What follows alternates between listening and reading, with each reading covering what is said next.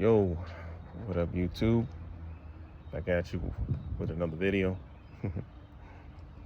Just had a job interview for a solar company, base and commission, all that bullshit, which, whatever, man. And then I got two more coming up.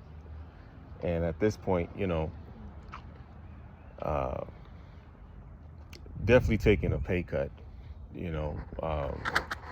30, 40,000. But nah, the benefits are phenomenal. And y'all will realize when you start getting older how important those things are, Um, so yeah, and it's cake. It would be a part-time gig, weekends only, no problem, And then it frees me up during the week to do something that's hopefully a little more lucrative.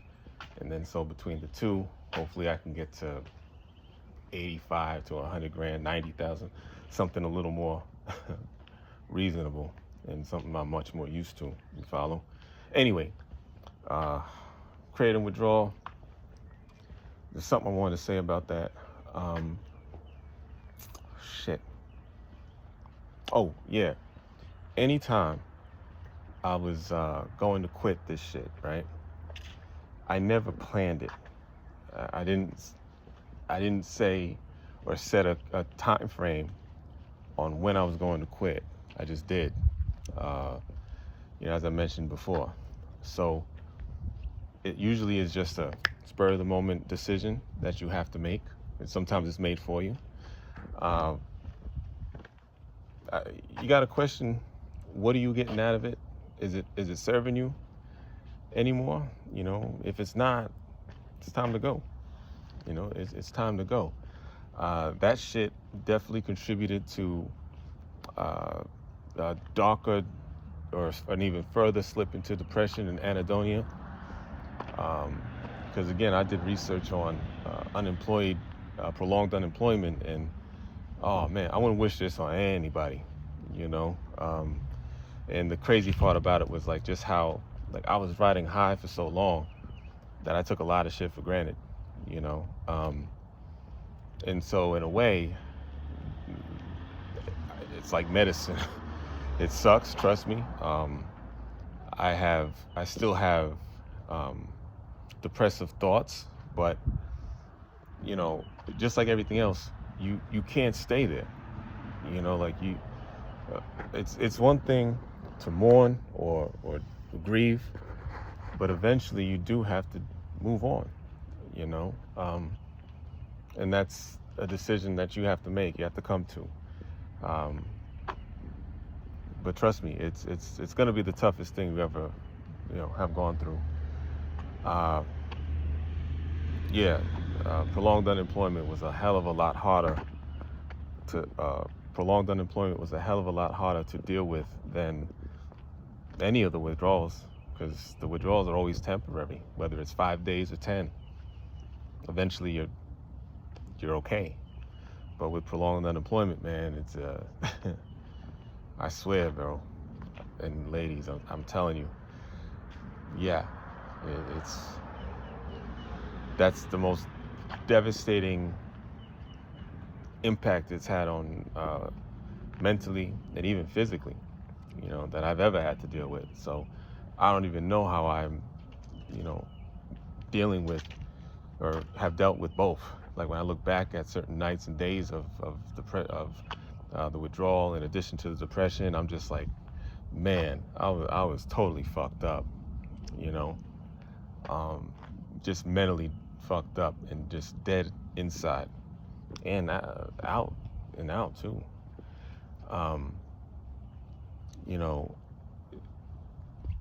I've never dealt with anxiety. I didn't even know what a panic attack was. And even depression, I've always kind of been optimistic about everything, always having hope that things would always get better, or, the option for things to get better was always there.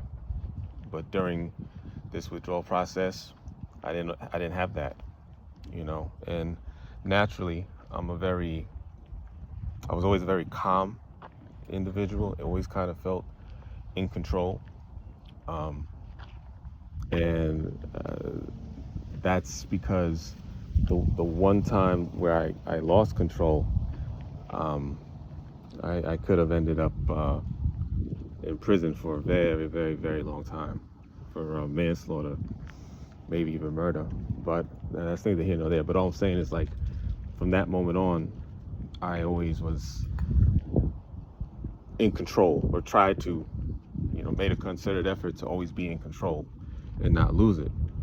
That restraint was gone, all right, during this period, and I'm glad I'm getting it back.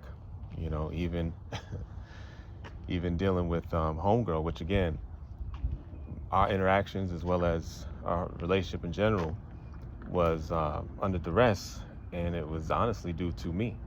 I wasn't the same dude that she, fell in like with. You know what I'm saying? From jump, I wasn't that same guy. You know, um, I was, reactionary and sense all kinds of shit that I'm not. Normally not. So now that I'm back to myself, or getting there, right? I'm still there. I'm still working, but our last conversations weren't always. They were contentious, and this last one, you know, where she does what women do when they argue. They just, and instead of being reactionary, I was how I usually was, which is just very calm, deliberate, concise, and in control. And that nullified any of her attitude at that point. Because, and she even had to mention that too, like, had made a mention of my calmness, because, there's no need to raise your voice. You never want to do that. Um, you don't need to. You understand? But I say all that just to say, like, when you're off Kratom, when I say you are coming back, that's what it is. Your testosterone levels are going to be fucked up on it. I think estrogen levels will be fucked up on it if you're a female doing it.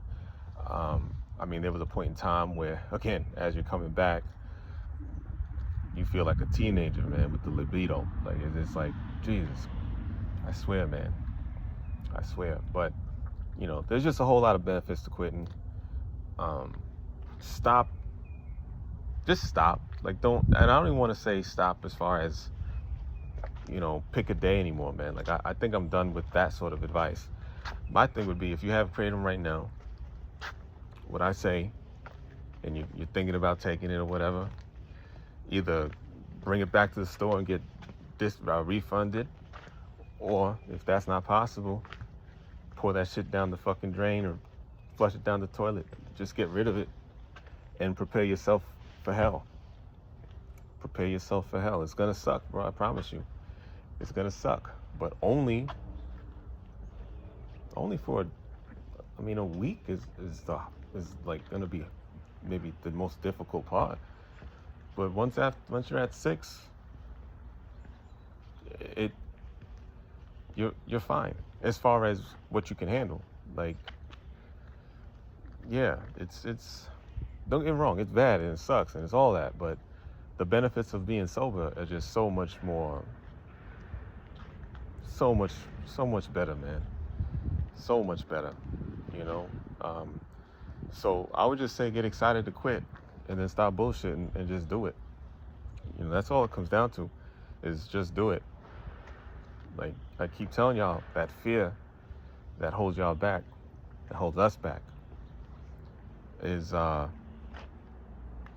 it's a paper tiger, man. I'm telling you. Like, yeah, it is gonna suck. I keep saying that, but you'll live. It ain't like alcohol or benzo withdrawals where you can actually die. You'll live. You'll get through it. There's no other way. You can either continue doing what you've done and continue getting what you've always gotten, or you can try something different, do something different, and then receive something different. So I guess that's all I got. I don't even know what the title of this video is, as much as I guess, I don't know. I don't know. Maybe I'll just make it a date as the title. I don't I don't think there's anything that I haven't touched on already. But yeah, that's how I'm doing. If anyone cares. Um, but yeah, I just think that a lot of us that continue to kick the can, you're doing yourself a disservice. This can all be over in a week and a half. I tell you, like 13 days. I think day 13 was when I was pretty much like, oh yeah, I'm normal, you know. And sleep was okay. I had weird ass dreams though. I'll tell you that much. Like, yeah, there was some fucked up dreams, but good because I haven't had dreams in a long time. When you're going through withdrawal, you don't have dreams at all. But yeah, y'all will get through it if you want it. You want it bad enough. But that's a choice that you guys got to make. I can't make it for you. Um, but yeah, I'm ready to just say goodbye to this chapter of my life and chalk it up to what doesn't kill you only makes you stronger. And that's where we at, you know. Anyway, y'all take care. Hope y'all choose to quit sooner rather than later. Because the longer you prolong it, the more prolonged and pronounced the withdrawal is going to be when you decide to. So you're really just making it worse for yourself the longer you keep kicking that can. But maybe that's the name of this one. Stop kicking the can. All right? All y'all. And yeah, I'm talking to you. I'm talking to you. I'm talking to you. Y'all know who y'all are. And thank you guys all again for the support and all of that, the well wishes and the all of that. All of that. I do appreciate it. Trust me. Te embaro en mi corazón. All right? Peace.